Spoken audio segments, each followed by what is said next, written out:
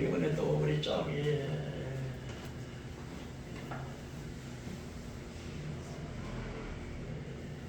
홍 집사님도 이렇게 오셔서 또 맛있는 또 김치를 또 이렇게 오셔서 오늘 정신들이 그냥 가지 마시고 김치 잘 잡수하세요.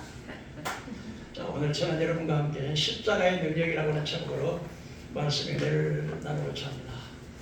다음 주일이 부활주일인데 부활주일은 그 춘분, 그러니까 춘분은 이제 땅과 밤의 길이가 같고 특별히 이제 그 춘분을 통해서 춘분을 지나는 대개 약 3월 21일경쯤 되는데요. 그다음에 딱 정해진 건 아니고 춘분을 통해 그 춘분은 바로 이제 보름달이 만월이 돼가지고서 그 달이 바로 마를 다음에 이제 그 첫 주일 한 주일을 지나고 나서 이제 부활주일이 되는데 그래서 만월이 지나고 보름달이 완전히 돼서 보름달이 지난 바로 첫 주일이 바로 부활주일이 됩니다. 이 부활주일을 거슬려서 앞으로 가면은 성화 수요일이라고 하는 수요일이 있습니다. 제의 수요일이라고 하는데 이 수요일부터 시작을 해서 이제 부활주일 전 토요일까지 40일을, 그런데 그게 40일 가운데는 이제 주일이 6번 들었으니까 약 날짜로 치면 한 46일 정도 됩니다. 그래서 성화 수요일부터 이제 부활주일 바로 전날까지를 우리가 사순절이라고 그렇게 말합니다. 이 사순절 가운데 마지막 주간이 바로 종려주일이고, 이 종려주일은 또 한 주간이, 종려주일을 시작해서 한 주간이 예수님의 고난이 돼서 십자가에 죽으시고 부활하시고, 그래서 한 주간을 고난주간이라고 부릅니다. 그래서 오늘 이 주일을 종려주일이라고 합니다. 그러면 오늘 종려주일이라고 하는 게 무엇인가 여러분들이 좀 보시면 예수님께서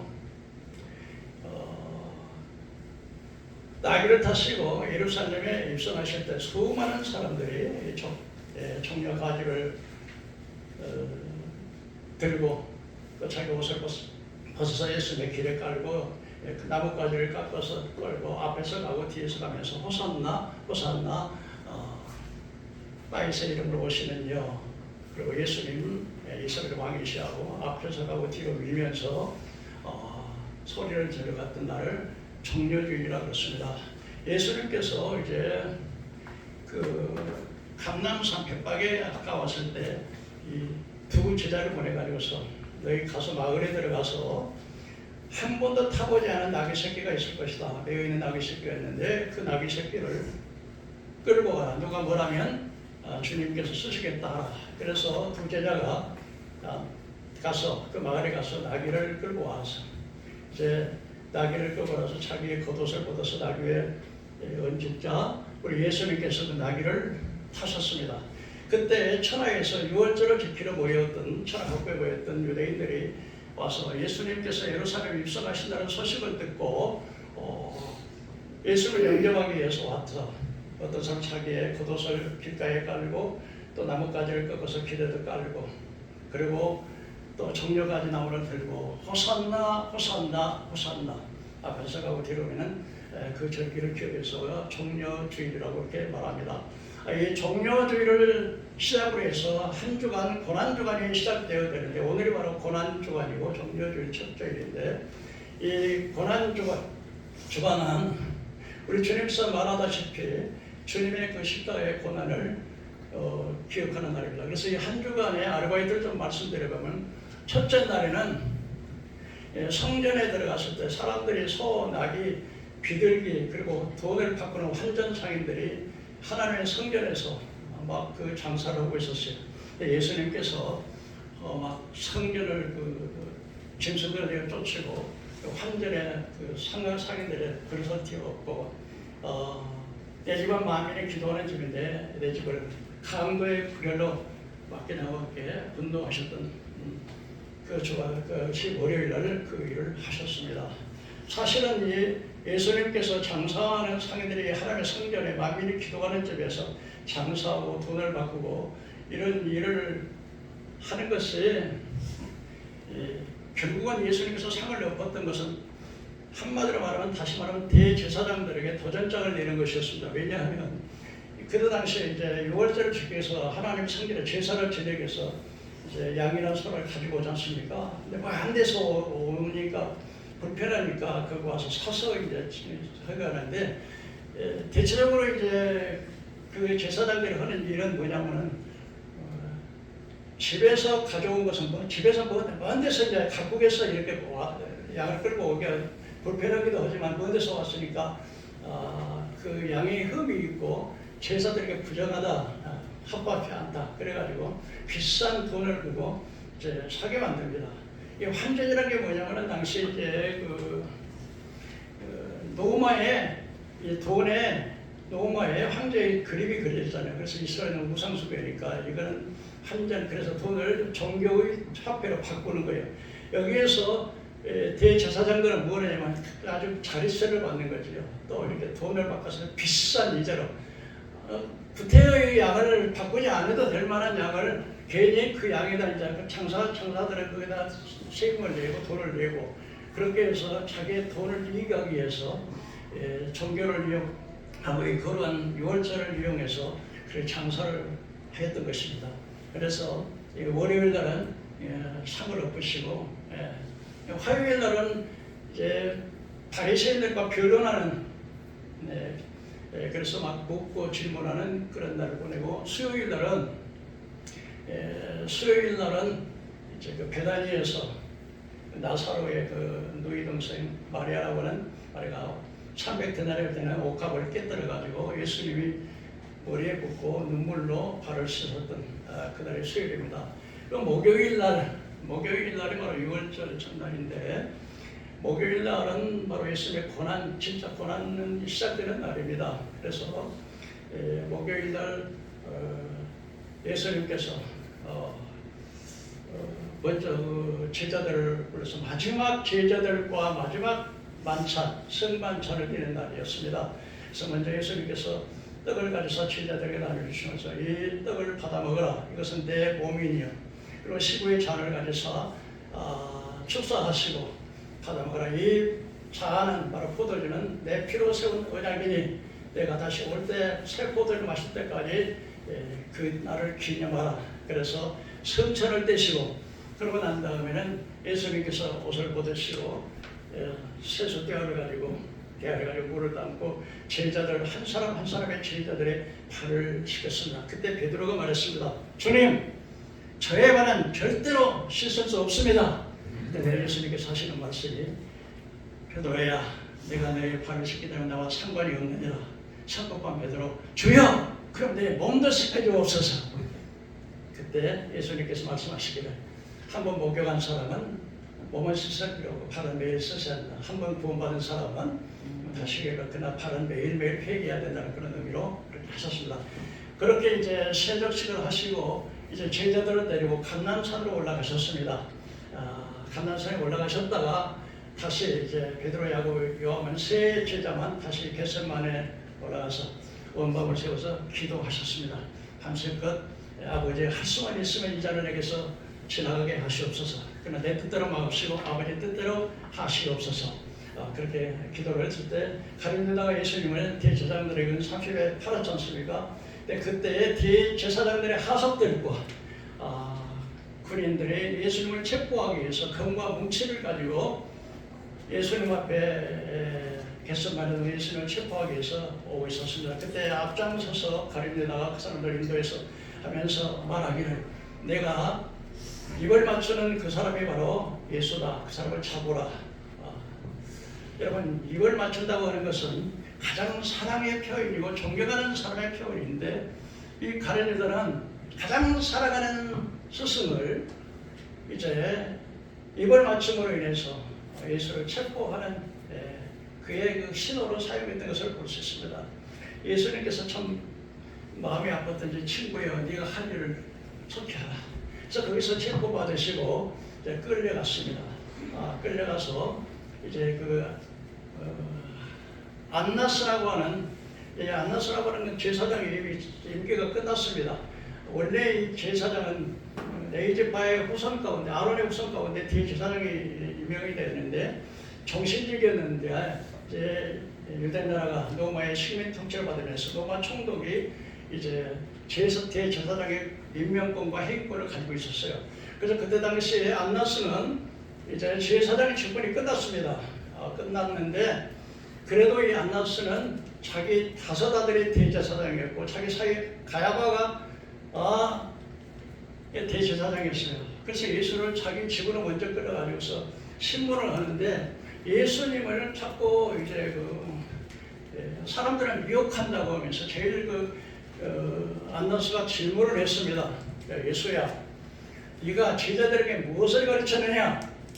그렇게 물었을 때 예수님께서 말씀하셨습니다. 나는 한 번도 비밀적으로 말한 적이 없다. 내가 회당과 성전에서 유대인들에게 말씀을 전했다. 그러니 알고 싶거든 그들에게 가서 물어보라. 그렇게 말하자 아주 하인이 예수님 뺨을 팍 때렸어요.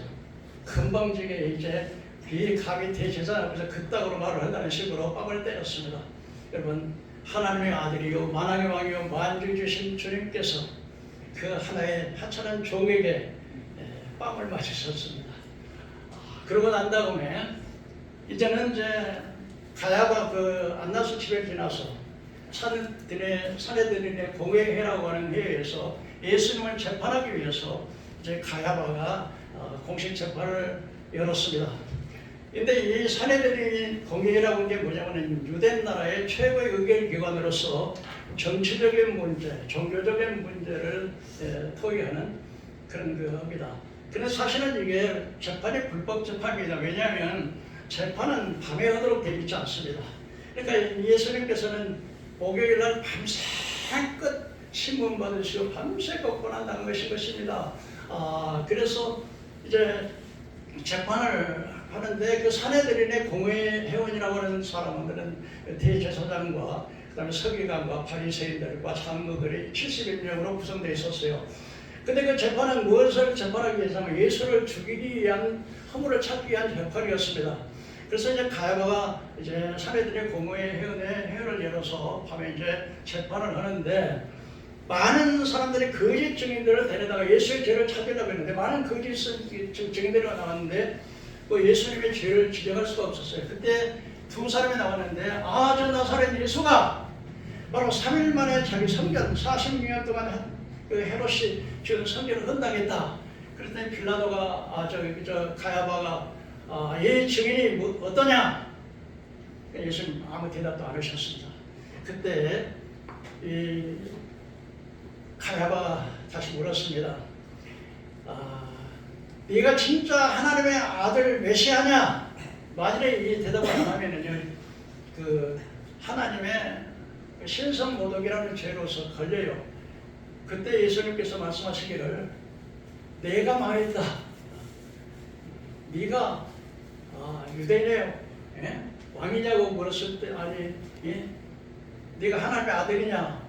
그러고 있을 때 네가 말했다 이럴 때 장남하다. 더 이상 무슨 증인이 필요하겠냐? 그래서 사람들이 그 회원들에게 어떻게 하냐? 살인으로 사형을 선언하고 예수님은 사형에 해당한다고 하면서 사형을 내렸습니다. 그리고 그 예수님을 밤새껏 재판함으로써 이제 금요일 날 새벽에 예수님을 빌라도에게 끌고 갔습니다. 빌라도가 끌고 가는데 빌라도가 당시에 총독이었기 때문에 빌라도가 말했습니다. 무슨 일로 나를 이 사람을 데려왔느냐 했더니 아니 우리가 이 사람이 악한 일을 안 했다면 우리가 데려왔겠습니까? 기회도 말도 안 되고.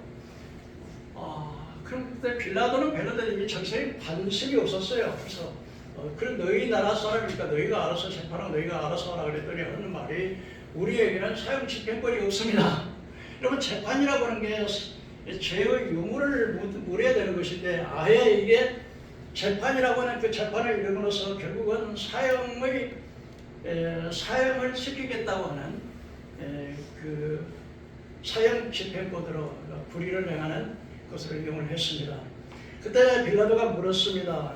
빌라도가 이제 그 사람들은 또 유대인으로 접촉을 안 하니까 들어오지 안 하고 이제 예수님만 그래서 첫 번째 질문으로 예수님께서 네가 유대인의 왕이냐 이렇게 물었을 때 예수님께서 네가 하는 말이냐 아니면 다른 사람이 내게서 전해줘서 하는 말이냐 그랬더니 빌라도가 하는 말이 아니 너희 사람들이 내게 넘겼다 그랬더니 예수님께서 이렇게 말씀하셨습니다.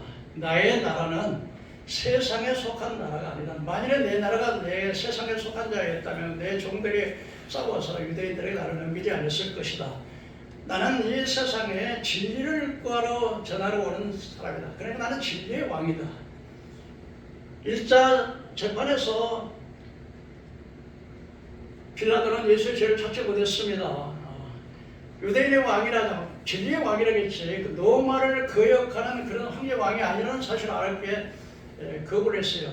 두 번째 재판에 나갔을 때 이 사람은 세 가지 제목을 쓰였습니다. 백성을 미워하겠다, 가이사에게 시임을 바치지 말라겠다, 자기가 왕이라겠다. 그런데 이 세 가지 제목도 하나도 합당치 않습니다.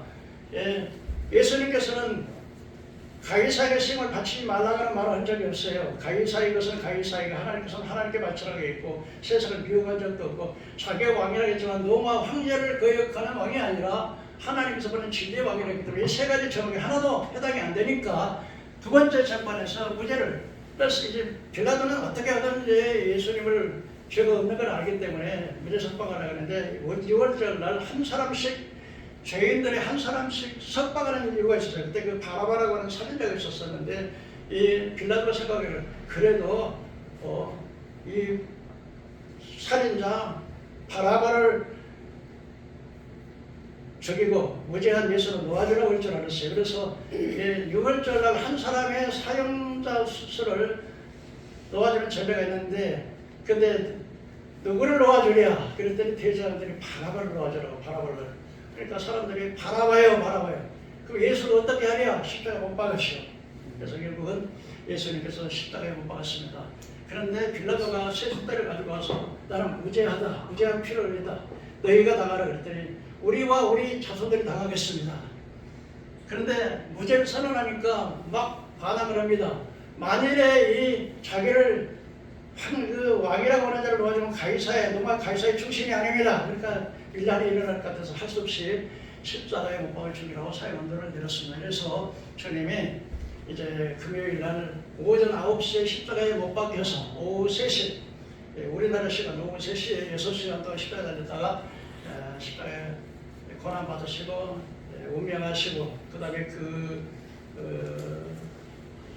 금요일 날 무덤에 들어가셨다. 토요일 날 무덤에 들어가시고 부활주일 날 주일 날 부활하셨습니다. 그래서 오늘 이런 배경을 가지고 십자가의 능력, 도대체 십자가는 어떻게 해서 십자가의 능력인가 하는 사실을 몇 가지 좀 말씀을 드리고자 합니다. 첫째로 십자가의 능력은 바로 죄를 속량하는 능력이 되는 것입니다. 로마서 5장 11절에 보면 한 사람의 죄로 말미암아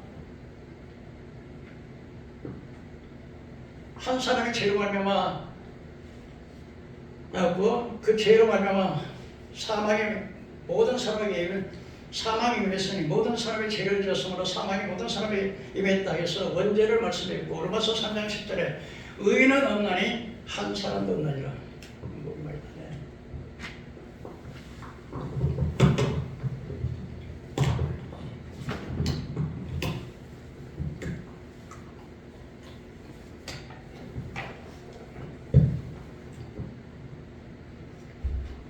모든 사람이 다 죄인이다. 그래서 의인은 없나니 한 사람도 없고 또 깨닫는 자도 없고 하나님을 찾는 자도 없고 다 무익하게 되어서 선을 행하는 자가 한 사람도 없다. 저희 목구멍은 열린 무덤이요 저희 혀로 속임을 베풀고 저희 입술은 악독이 가득고 독사의 독이 있고 그 입은 저주와 악독이 가득고 가는 피 흘리는 데 빠르다. 그래서 원죄와 첫 번째 모든 사람이 죄인이고 로마서 6장 23절에 죄값은 사망이라고 그랬습니다. 그래서 모든 인류는 다 죄로 말미암아서 영원히 육신도 죽고 지옥에 들어가서 심판을 받아야 되는 이 죄를 대속하기 위해서 예수님께서는 이제 예수님께서 오셔서 우리의 죄를 속량하셨습니다. 그래서 베드로전서 2장 23절에 욕을 당하되 대신 욕하지 아니하시고 오직 그를 심판하시니 이에게 부탁하여 친히 나무에 달려 그 몸으로 우리의 죄를 담당하셨으니 예수님은 자기 몸으로 자기 피로 우리 모든 죄값을 담당하셨다고 말씀하셨습니다. 또 베드로전서에 보면 예수님께서 자기 몸으로 나무에 달려 자기 몸으로 모든 사람을 대속하셨다 그렇게 말씀하셨습니다. 이 대속이라고 하는 말의 뜻은 뭐냐면 바로 대속이라고 하는 것은 바로 한 노예가 돈에 팔렸어요. 그래서 노예로 계속 살아야 되는데 한 사람이 그 노예를 사서 노예값을 지불해버리고 그럼 노예가 지불해버렸으니까 조매문서를 찢어보니까 자유인이 되겠죠. 그래서 자유를 놓아주는 것 이것이 바로 대속인데 예수님께서 십자가의 그 피로써 우리를 사셔서 이제 죄의 종이요 마귀의 종이었던 그 노예문서를 찢어버리고 우리를 자유케 해주시는 그 십자가의 능력 우리의 죄에서 구원하시는 십자가의 능력이 되는 것입니다. 그래서 구약시대는 소나 양이나 염소의 제물을 통해서 우리가 죄의 용서를 받았지만은 구약시대의 짐승의 피로서는 죄는 요구할 수는 있지만 요구하는 죄를 속할 수는 없기 때문에 예수님께서 히브리서 9장 12절에 염소와 송아지 피로 하지 아니하고 자기 피로 영원한 속죄를 들여서 단번에 성소에는 영원한 속죄를 이루신 것입니다. 그래서 누구든지 나의 죄를 위해서 주님께서 십자가에 죽으셨고 그 피를 흘리셨다는 사실을 믿으면 그 믿음을 하나님이 의로 여겨주신다고 말씀하셨습니다. 그럼 에베소 2장 8절에 은혜로 말미암아 믿음으로 구원을 받았나니 이것이 우리의 나는 것이 아니라 하나님의 선물이라고 말씀을 하셨습니다. 여러분 이 구원받는 것은 우리가 그냥 노력과 수고와 행위로서 구원받는 게 아니라 전적인 하나님의 은혜, 믿음으로 구원받는데 이 믿음도 바로 하나님의 은혜의 선물이라고 말씀을 하고 있습니다. 그래서 일하는 자는 그 싹을 은혜로 여기지 않고 보수로 여기거니와 여러분 일을 해가지고 내가서 보수의 싹을 받는 것은 내가 일하는 대가를 받는 것이니까 그 은혜가 아니죠. 은혜는 공짜로 받는 것인데 그러니까 일하는 것이 없이 경건치 않은 자를 의롭다 하신 이를 믿는 그는 그 믿음을 의로 여겨주십니다. 그래서 우리는 아무 공로 없이 예수님의 그 피의 공로 그걸 믿음으로 구원받는 십자가의 능력 바로 오늘 죄에서 우리를 구원하시는 능력이 십자가의 능력이라는 사실을 믿으시기를 바랍니다.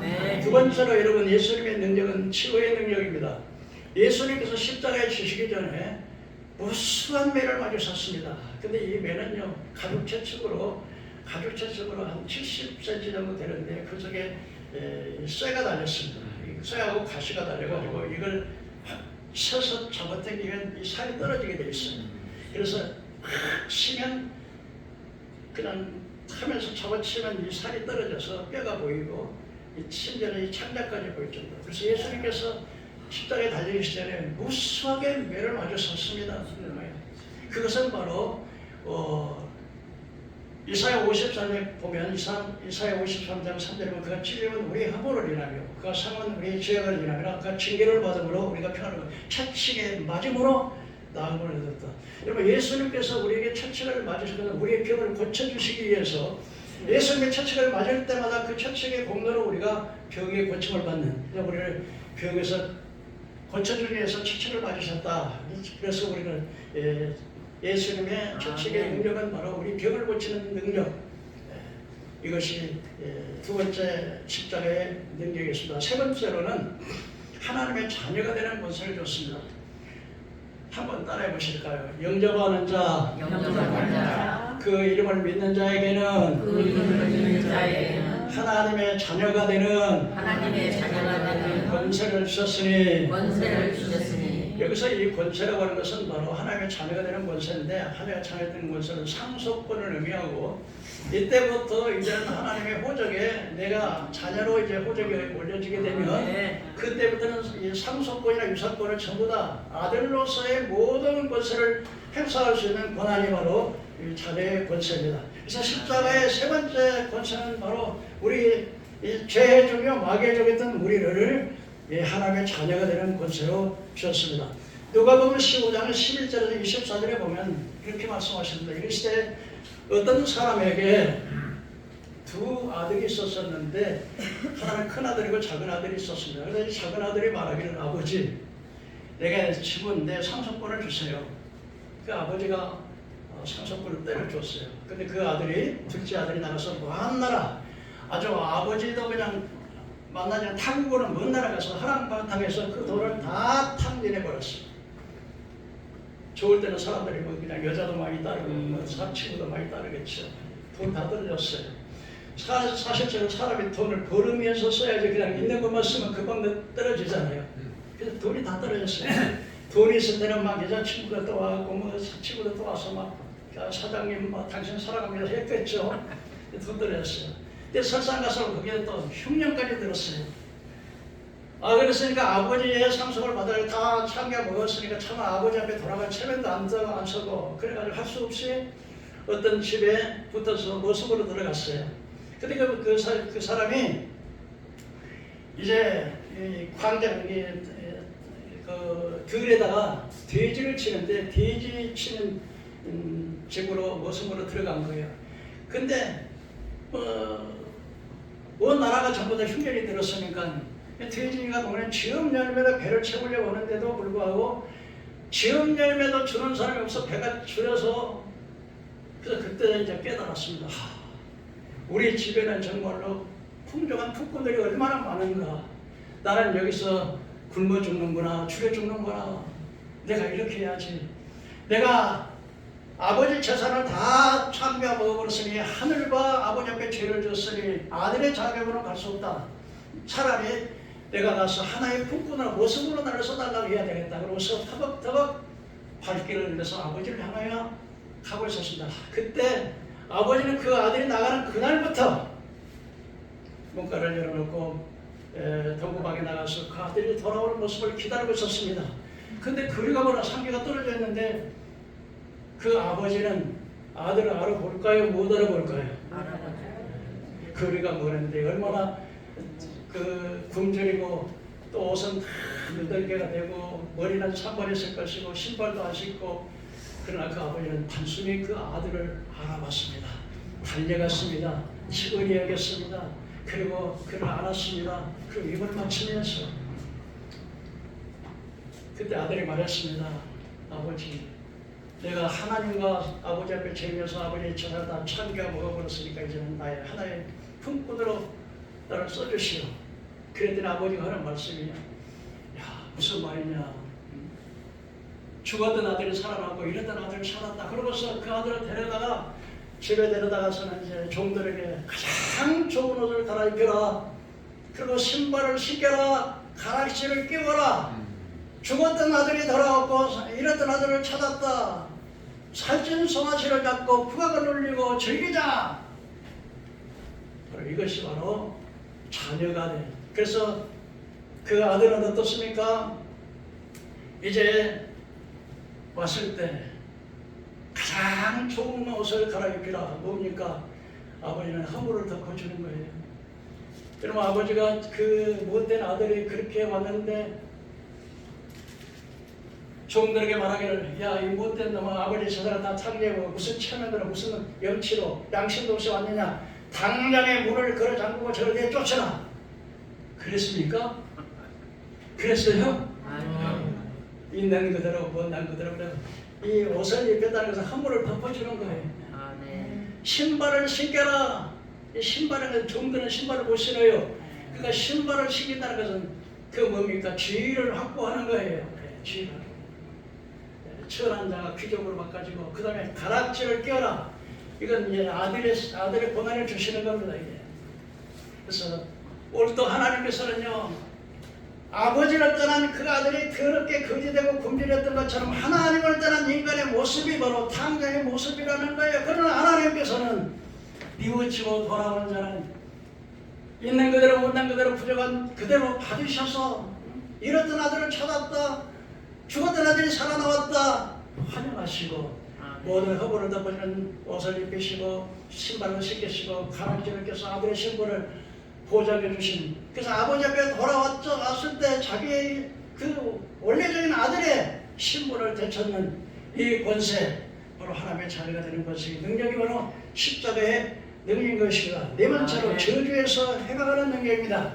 갈라디아서 3장 13절 14절에 그리스도께서 우리를 위하여 저주를 받은 바 되사 율법의 저주에서 우리를 속량하셨으니 나무에 달린 자마다 저주 아래 있는 자라.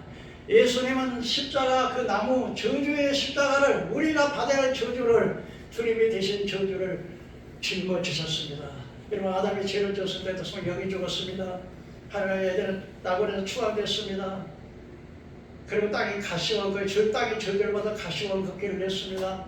남자는 딱 흘려도 수고한 만큼 나오지 않습니다. 여기 여자들은 또 회사의 수고에 겹쳤습니다. 그리고 죽습니다. 그리고 영원히 심판받습니다.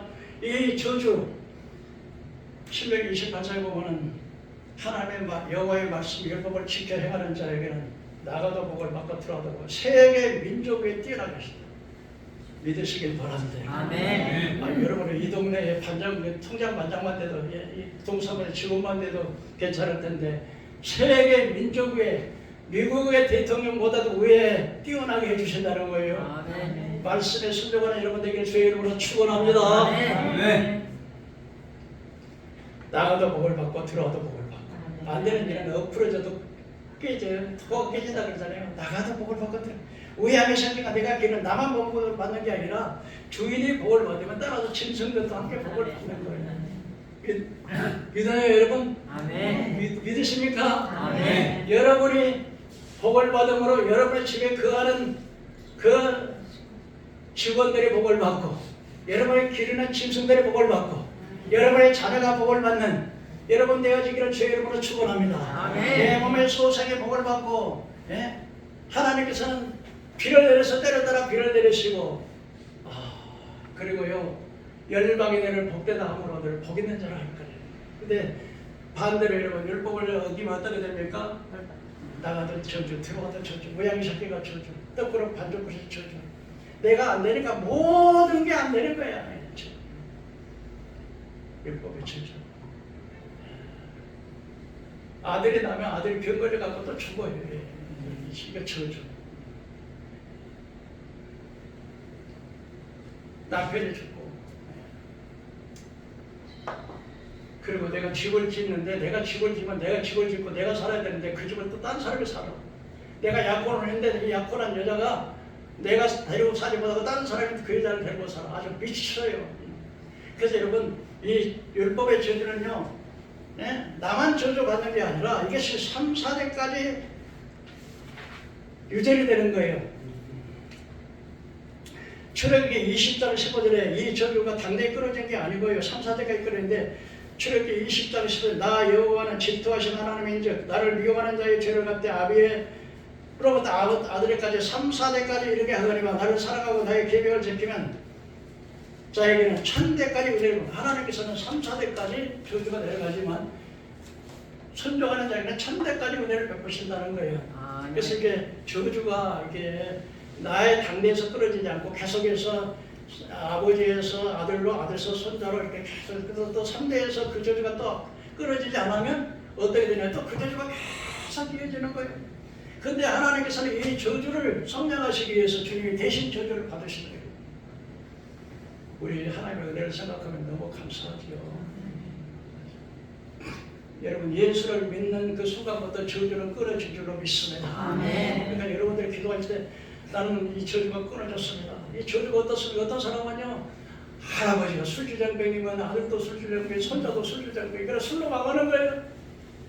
어떤 집안은 또 음란해요. 그냥 한나 이혼하고 그러니까 이 그 아들 또 할아버지 아들 손자 뭐 전부 한나 이혼하고 여러분 그리고 또 네 번째 저주가 보니까 질병입니다. 이상하게 할아버지 때부터 그냥 꽉 전염병으로 이상한 병으로 꽉 암으로 그냥 생각 떠다든지 이거 저주 얼마나 귀한 아주 더러운 저주입니까?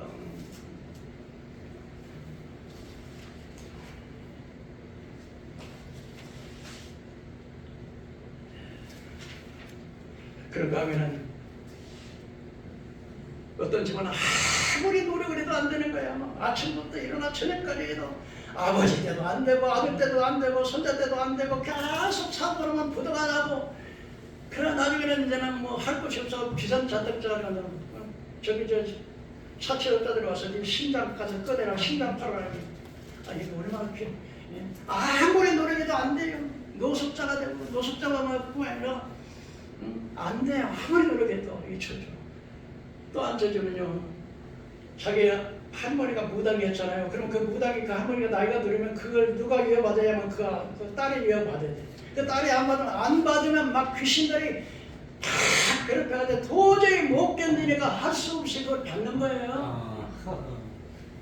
그 예수 믿으면 이거 올라가는 거예요. 아멘. 예수 믿으면 이런 게 올라가는 거예요. 이 저주를 주님께서 예수 믿으면 저주 끊어지는 거예요. 그래서 여러분들이 기도할 때 하나님 아버지, 예수님께서 우리 죄의 저주를 짊어지셨습니다. 이제는 저주는 끊어졌습니다. 아멘. 저주는 끊어졌습니다. 자꾸 말로 선포하세요. 아멘. 선포하세요. 그러면 저주 끊어진 거예요, 여러분요. 다섯 번째로 여러분, 악력의 능력을 제어하는 능력. 골로새서 2장 15절에 보니까 이렇게 말씀하셨습니다. 우리를 거스리고 우리를 불리하게 하는 증서를 씌우시고 제하여 버려서 십자가 못 박으시고 정사들과 권세자들을 무력하게 만들어서 드러내시고 구경꾼으로 삼으시고 십자가로 승리하셨다. 무슨 말씀이에요? 예수님께서 십자가에서 이미 사단의 권세를 이미 완전히 깨뜨려 버렸습니다. 그래서 창세기 3장 16절에 여인의 우선은 뱀의 머리를 상할 것이요 뱀의 우선은 여인의 머리를 상할 것이요. 예수님께서 십자가에서 이미 사단의 권세를 완전히 머리를 깨뜨려 버렸습니다. 그런데 이것은 우리 예수님만 있는 게 아니라 우리 성도들에게도 이런 권세를 줬어요. 그래서 누가복음 10장 19절에 너희가 뱀과 정글을 밟으며 원수의 능력을 시할 권세를 줬으니 너희를 해하자 결단코 없으리라. 마태복음 16장 1절에 믿는 자들에게는 표적이 따르니 귀신을 내 이름으로 내어 쫓으며 세방을 바라며 무슨 독을 마시자라 해를 받지 않고 병든 자에게 손을 얹은 즉 나음을 얻으리라. 야고보서 4장 7절에 그런즉 너희는 복종할지어다 마귀를 대적하라 그리하면 너희를 피하리라. 하나님을 가까이 하라 그리하면 너희를 가까이 하시라.